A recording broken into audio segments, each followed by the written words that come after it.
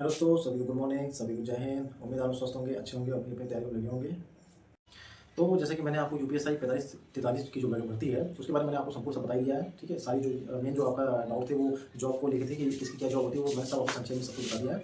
Live आकर भी बताया, अपने वीडियो के माध्यम से बताया, तो इसमें हमें लगता है कोई आपको दिक्कत नहीं होगी। ठीक है, तो अब मैं ये चाह रहा हूँ कि मैं आपको जो रिटन एग्ज़ाम है और उसको क्लियर करने के लिए जो भी मुझसे हो सकता है, मैं जो अपनी अपने जो खुद की पर्सनल ओपिनियन है वो मैं आपको बताना चाहता हूँ कि आपको क्या करना चाहिए और कैसे आप इस एग्ज़ाम को आप क्वालिफाई कर सकते हैं, कैसे आप 600 जो लोग एक सीट पे हैं उसमें आप कैसे नंबर वन बन सकते हैं। तो उसी के लिए मैं आपको बताने जा रहा हूँ।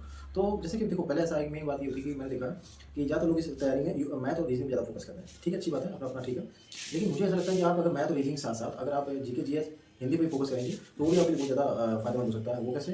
जैसे कि क्या है कि मैथ रीजनिंग ठीक है, मैथ रीजनिंग में आप ज़्यादातर आप 3-4 साल की तैयारी कर रहे होंगे, अगर पुराने लोग होंगे तो उनकी मैथ रीजनिंग तो बहुत ही अच्छी होगी, जीके जीएस भी अच्छी होगी, हिंदी भी ऊपर नीचे होती है लेकिन जीके जीएस भी ठीक ठाक होगी, लेकिन मैथ और रीजनिंग तो अच्छी होगी। तो मेरे हिसाब से अगर आपकी जो चीज़ अच्छी है आप उसको थोड़ा सा कम समय देखिए, आप अभी जो नहीं अच्छी है वो आप इसको ज़्यादा समझिए।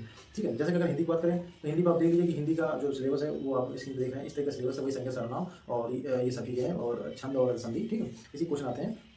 तो ये क्वेश्चन आते हैं आपको। ठीक है, तो इन्हीं में से आते हैं, तो कोई बहुत वो नहीं है। अगर आप नॉर्मल सी कोई पहले तो आप ये कि जब इसके लिए आप तैयारी करिए तो पहले तो मैंने बताया कि प्रीवियस ईयर क्वेश्चन आप जो देखिए, हिंदी का टॉपिक अलग लेके, हिंदी का जो एक अलग लेके, जब आप हिंदी का कोई बुक लेंगे तो उसमें आपको प्रैक्टिस सेट मिल जाए किसी में, अगर जिस भी बुक में, तो उस बुक का लेके पहले आप देखिए कि उसमें कैसे है। जैसे 2017 की जो वैकेंसी थी यूपीएससी की, चाहे वो 2021 वाली थी, 23 वाली, तो चाहे इन दोनों में से कोई भी आप देख दोनों में ले लीजिए और दोनों में देखिए कि हिंदी का जो क्या किस टाइप का लेवल आया था। ठीक है, तो उससे आप जब देखेंगे क्वेश्चन तो उससे आपको क्या ये पता चलेगा कि इस टाइप क्वेश्चन भी आप पूछे जा सकते हैं। ठीक है, तो जब आप क्वेश्चन देख लेंगे तो क्वेश्चन देखने के बाद आपको ये पता चलेगा कि इस अवेलेबल है और उसके बाद आप उसको अपना लगाइए। लगाने के बाद आप कोई भी बुक ले लीजिए, चाहे आप भूषण ले लीजिए, चाहे आप किरण ले लीजिए, चाहे अरिहंत ले लीजिए, चाहे गणना चक्र, चाहे कोई आप ले लीजिए, कोई सारी बुक अच्छी होती है। ठीक है, बस ये देख लीजिएगा अगर यूपीएससी के लेवल की तो ज़्यादा सही है। ठीक है, ज़्यादा ऊपर की हाई लेवल की मत लीजिएगा और ज़्यादा लो लेवल की मत लीजिएगा। अब यूपीएससी की तमाम बुक्स आ रही हैं डायरेक्ट उसके पब्लिकेशन के साथ, तो वही आप ले लीजिए। ठीक है, मान लीजिए आपने लूशन ले ली, मैंने लूशन से पढ़ा, इसलिए मैं लूशन बता रहा हूँ और मैं किरण की भी थी तो मैंने किरण की भी पढ़ी। ठीक है, तो आप क्या लूशन ले लीजिए और एक तरफ से आप पढ़ना चालू कर लीजिए। लूशन में बहुत अच्छा हिंदी का जो सिलेबस है, मुझे लूशन की मैं सच बताऊँ, मुझे जीके जीएस की जो बुक है लूशन की, जो ब्लू कलर की होती है जैसे आप देख रहे हैं स्क्रीन पे, मुझे ये ज़्यादा समझ नहीं आती। मैं ऐसे पढ़ा है मैंने, इतना नहीं पढ़ा, मुझे ज़्यादा इसमें इंटरेस्ट नहीं आता था। इसका नहीं आता था, इसके भी मैं कभी जीके जीएस में बताऊंगा कि कभी उसके ऊपर टॉपिक बनाऊँ क्यों नहीं आता था।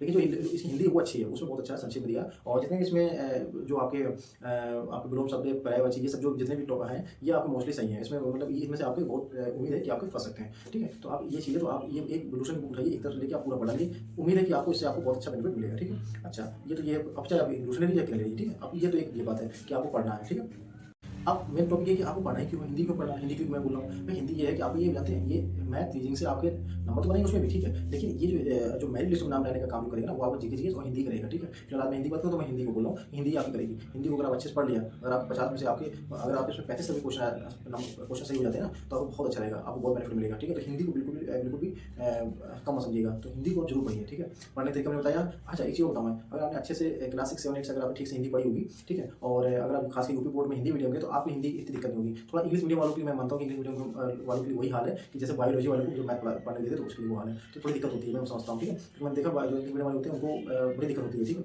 तो उनके लिए तो मैं कहूँगा हमको थोड़ा सा एक्स्ट्रा एफर्ट डालना पड़ेगा, लेकिन जो हिंदी मीडियम वाले हैं वो जरूर ध्यान रखिएगा, उनको थोड़ा सा इसको अच्छे से पढ़ना, थोड़ा इंटरेस्ट लेकर पढ़ना और पढ़ने के साथ साथ फिर आप इसकी एसटी लीजिए। ठीक है, एसटी की मैंने हमेशा बताया कि जो टॉपिक आप पढ़िए, ठीक है, जैसे आपने आज मान लीजिए हिंदी साहित्य का इतिहास पढ़ा, हिंदी साहित्य आपने कोई भी एसटी ली होगी, चाहे टेक्स्ट बुक हो, चाहे एग्जाम बुक हो, चाहे डब्ल्यू कोई भी हो। ठीक है, उसमें टॉपिक वाइज हिंदी के होते हैं। हिंदी साहित्य इतिहास पे जो अगर 20 या 50 क्वेश्चन की आपकी ऑफलाइन मिल जाए, या ऑफलाइन तो नहीं मिलेगी, आप ऑनलाइन ली होगी तो हमें ऑनलाइन मिल जाए, उसके आप एसटी लीजिए, आपको ना बहुत बेनिफिट मिलेगा। आप पहले पढ़िए, शाम वाली या सुबह पढ़ लिया, ठीक है, दोपहर में या शाम को जब भी आपको टाइम मिलता है, मतलब आप जॉब वाले तो हो सकता है आपको कम समय मिले, लेकिन जो आप नॉर्मल है स्टूडेंट है तो आप आराम से उसको शाम को क्या एसटी दीजिए, देखिएगा आपको बहुत फर्क मिलेगा। ठीक है, और ज़्यादा ऐसा नहीं इकट्ठा ना पढ़िए, एक टॉपिक वाइज पढ़िए, हिंदी साहित्य इतिहास पढ़िए, आपके नाउन संज्ञा सर्वनाम विशेषण और क्रिया ये आप पढ़ लीजिए। तो ऐसे अगर आप टॉपिक बाई टॉपिक पढ़ेंगे और इनकी अगर एसटी देंगे तो उम्मीद है, पूरी उम्मीद है कि आपको इससे बहुत बेनिफिट मिलेगा। ठीक है, और हिंदी को आप कभी कम मत समझिएगा। ठीक है, तो हिंदी का आपको मैंने ये बताया। ठीक है, और एक चीज़ बताइए, हिंदी के नोट्स की चक्कर बिल्कुल ना पड़ेगी। जो लोग कहते हैं नोट्स में कहीं वो देखा नोट्स बात करते हैं, हिंदी के नोट्स बनाओगे यार, ये तो हमारी मातृभाषा है, इसको तो बचपन से ही पढ़ रहे हैं। ठीक है, तो हिंदी में नोट्स बनाने के चक्कर में ना किसी नोट्स खरीदिएगा, अपना पढ़िए, बस उसको बार पढ़ते रहिए, कुछ भी होगा नहीं, नॉर्मल सा है। ठीक है, हाँ जैसे कुछ टॉपिक में हमें भी जिनको देख के मुझे बोलने लगता था, जैसे संधि, मुझे संधि से बोलने लगता था क्योंकि संधि बहुत बड़ा होता है। मुझे दूसरा टॉपिक में बहुत संधि है, और जैसे पर्यायवाची, वैसे पर्यायवाची मोस्टली हमको बहुत सी याद ही थी, बचपन से ही याद थी, कम जबकि हम हिंदी से पढ़ रहे हैं, हिंदी मीडियम के हैं, मैं भी हिंदी मीडियम का हूँ, और जैसे आपके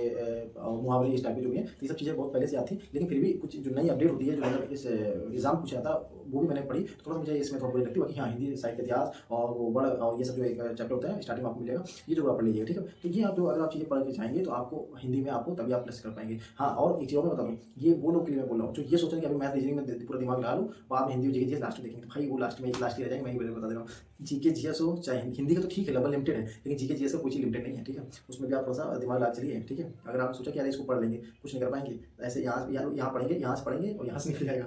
तो भाई मेरा तो ये कहना है कि आप हिंदी और जीके जीएस पे पूरी कमांड रखिए। इसलिए मैंने आपको पहले बताया था, इस पर टाइम टेबल मैंने बताया था, टाइम टेबल बनाइए। भले आप 2 घंटा मैथ 2 घंटा रीजनिंग दीजिए। रीजनिंग में तो वैसे मेरे साथ रीजनिंग कोई पसंद नहीं देता होगा, कम ही होगा। मेरा हिसाब तो ये कि रीजनिंग में तो आप अकेला आप एसटी दीजिए रोज, पर डे आप एसटी के रीजनिंग का एक जो होता है ना 40 नंबर की रीजनिंग का एक जब एसटी होगा तो उसमें होगा शॉर्ट में, तो अकेला आप एसटी दीजिए। रीजनिंग तो आप कोई पढ़िए ना, बुक ना खरीद, मैं तो यही कहूँगा, ठीक है। मेरा मतलब ये है, बाकी आपका मतलब आप खरीदना तो खरीद सकते हो, लेकिन मेरे हिसाब से आप उसके लिए बुक मत खरीदिए, ठीक है। तो उसके लिए बुक बना खरीदे, लेकिन आप खरीदना तो खरीद लीजिए, कोई वो नहीं। लेकिन मेरा मतलब रीजनिंग को बिल्कुल, अगर मैथ अच्छे आपकी है तो रीजनिंग ज़्यादा वो ना करिए, बस आप उसकी एसटी दीजिए, ठीक है। जीके जीएस हिंदी को आप पढ़िए अच्छे से, पढ़ने के बाद उसकी एसटी दीजिए। मैथ तो आपको लगाना ही पड़ेगा, मैथ की तो कोई बात नहीं। मैथ चाहे आप यूट्यूब से अगर पढ़ रहे हैं या नॉर्मल ऐसे पढ़ रहे हैं ऑफलाइन, या आप चाहे एसटी दे रहे हैं, तो वो उसमें तीनों में चल जाए। लेकिन बाकी रीजनिंग के अलावा एसटीज पढ़िए, जीके जीएस जो है वो आप अपना उसको अच्छे से पढ़ेंगे, उसकी फिर आप एसटी दीजिए। तो उससे क्या होगा, मॉक टेस्ट जब आप देंगे तो उससे जो आपने पढ़ा है वो आपका क्लियर हो जाए। जैसे आपने फिलहाल मैं फिर घूम फिर के उसी में चला जाता हूँ जीके जीएस में।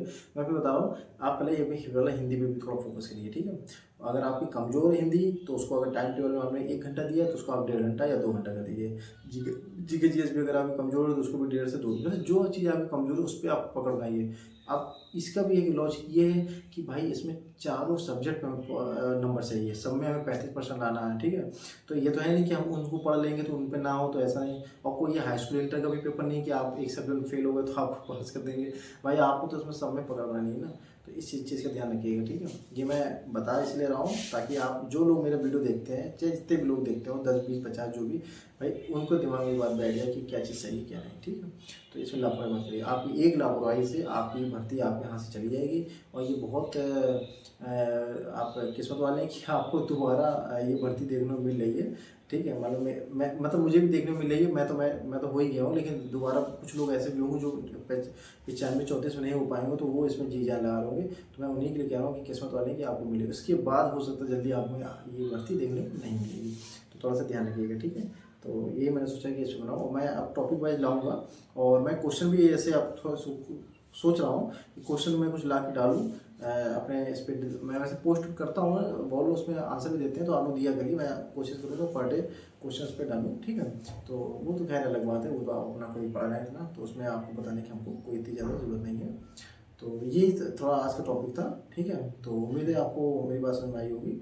और एक चीज़ और ध्यान रखिएगा, मैं बहुत जल्दी फिजिकल पे भी क्या है कि मैं वीडियो बनाऊंगा, क्योंकि फिजिकल की भी बहुत सी चीज़ें हैं। जैसे बहुत लोगों का ये भी आ रहा है कि फिजिकल में रनिंग नहीं हो पा रही है, या बहुत लोगों की नौकनी है, या बहुत लोगों की बोल है और हाथ में दिक्कत है, या आँख में दिक्कत है, या कान में दिक्कत है, तो उनके लिए वो भी ऐसा क्वेश्चन उनके भी उठ रहे हैं। तो मैं उस पर बहुत जल्दी वीडियो बनाने वाला हूँ, ठीक है। तो ये चीज़ था, तो ठीक है, बस आज मुझे इतना देना था। उम्मीद है कि आपको सारी चीज़ समझ आ गई होंगी, ठीक है। तो इसी के साथ मैं अपनी वीडियो समाप्त करता हूँ। मैं प्लाटो विक्रांत कुमार, सभी कुछ चाहिए।